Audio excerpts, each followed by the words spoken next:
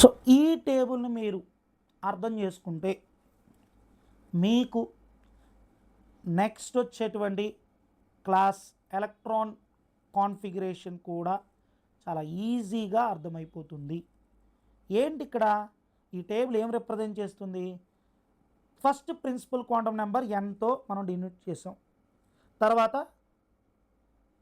Angular momentum quantum number or azimuthal quantum number l అనేవి sub షెల్స్. N అనేదేమో principal quantum number main షెల్స్ని represent చేస్తుంది. L అనేదేమో సబ్ షెల్స్ని రిప్రజెంట్ చేస్తుంది, angular momentum quantum number or azimuthal quantum number. Next m l అనేది ఆ సబ్ షెల్స్లో ఎన్ని ఆర్బిటల్స్ ఉంటాయో ఎంఎల్ డినోట్ చేస్తుంది. వీటిని మనం ఒక మెయిన్ షెల్లో ఎన్ని సబ్ షెల్లు ఉంటాయి, ఆ సబ్ షెల్లో ఎన్ని ఆర్బిటల్స్ ఉంటాయో ఇక్కడ మనం ఈ టేబుల్లో మనం రిప్రజెంట్ చేద్దాం. చూడండి ఇక్కడ the following table represents the shells, sub shells and the number of orbitals in the sub shells. So చూద్దాం. ఎన్ అనే మెయిన్ షెల్లో ఎల్ వాల్యూ ఎంతమ్మా? ఎన్ మైనస్ 1 అంటే 1 మైనస్ 1 0. 0 అనే సబ్ షెల్కి ఏంటి పేరు? ఎస్. ఓకేనా? అందులో ఎంఎల్ వాల్యూస్ జీరోనే. ఎందుకని? జీరోకి -0 + 0 ఉండవు కదా ఇంటీజర్ వాల్యూస్లో. 0 అంటే జీరోనే.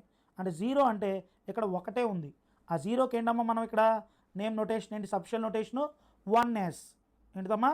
1s. మరి number of orbital in subshell, ఆ సబ్షెల్ ఎన్ని ఉన్నాయి? 0 అని అంటే ఒక్క ఆర్బిటల్ ఉంది, అది 1s ఆర్బిటల్. ఓకేనమ్మా? నెక్స్ట్ ఎన్ వాల్యూ 2 అయితే, ఎన్ వాల్యూ 2 అయితే ఎన్ మైనస్ 1 ఎంతమ్మా? 2 మైనస్ 1, 2 మైనస్ 1 దట్ ఈస్ 1. 1 అనేది మనం హోల్ నెంబర్స్ దగ్గర నుంచి కమ్మా మనం తీసుకునేది ఇక్కడ 0 1 0 1 రెండు వాల్యూస్ ఉన్నాయి. ఓకేనా? రెండు వాల్యూస్ ఉన్నాయి. సో 0లోకి వచ్చేప్పటికి 0 అంటే 0నే కదా. సో 0 అంటే 0నే కదా. ఎంఎల్ వాల్యూ కూడా 0నే, ఇంటిజర్ వాల్యూస్ కూడా. సో 0 వచ్చేప్పటికి ఇక్కడ ఇది మెయిన్ షెల్ యొక్క 2. ఫస్ట్ ఈ 2 దేని రిప్రజెంట్ చేస్తుంది? 2 అనే మెయిన్ షెల్లో ఎస్ అనే సబ్ షెల్ అనేటువంటి ఆర్బిటల్ ఉంది. అట్ ది సేమ్ టైం 2 అనే మెయిన్ షెల్లో పి అనే సబ్ షెల్లో 2p అనే ఆర్బిటల్ కూడా ఉంది. అంటే సెకండ్ మెయిన్ షెల్లో 2 సబ్ షెల్స్ ఉన్నాయి, 0 అండ్ 1. అందులో 2s ఆర్బిటల్ ఒకటి ఉందమ్మా, 0ని రిప్రజెంట్ చేస్తుంది. నెక్స్ట్ 2p ఆర్బిటల్ ఉంది. ఓకేనా? 2p ఆర్బిటల్ ఉంది.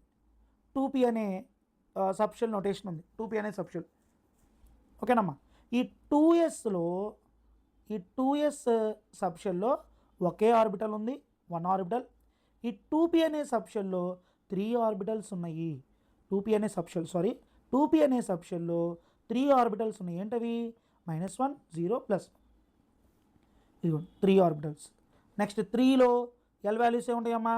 3 - 1 2 ఉంటాయి. అంటే 0 నుంచి స్టార్ట్ అవ్వాలి. Whole number 0 1 2. ఓకేనా? 3 సబ్షెల్ ఉన్నాయమ్మా ఇక్కడ. 3 సబ్షెల్ ఏంటి? 0నేమో 3s అంటాము, 1 ఏమో 3p. ఎందుకని 3s 3p? ఎందుకమ్మా? 3 అనే మెయిన్ సబ్షెల్ నోటేషన్. మెయిన్ షెల్కి 3 అనేది ఎందుకు? థర్డ్ మెయిన్ షెల్లో ఉంది ఇది.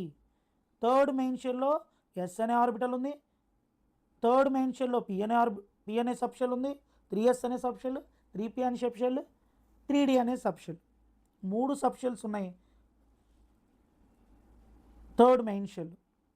మరి 3s అనే సబ్షెల్లో 1 ఆర్బిటల్ ఉందమ్మా, 3p అనే సబ్షెల్లో 3 ఆర్బిటల్స్ ఉన్నాయి, 3d అనే సబ్షెల్లో 5 ఆర్బిటల్స్ ఉన్నాయి.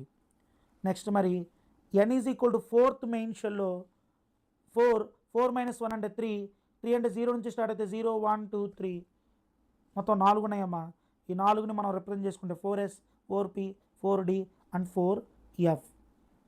ఇందాకే చెప్పాను, ఎస్ అనే దాంట్లో 1 ఆర్బిటల్ ఉంటుంది, p అనే సబ్షెల్లో 3 ఆర్బిటల్స్ ఉన్నాయి, 4d ఫోర్త్ మెయిన్ షెల్లో, d అనే సబ్షెల్లో 5 ఆర్బిటల్స్ ఉన్నాయమ్మా, ఫోర్త్ అనే మెయిన్ షెల్లో f అనే సబ్షెల్లో 7 ఆర్బిటల్స్ ఉన్నాయి.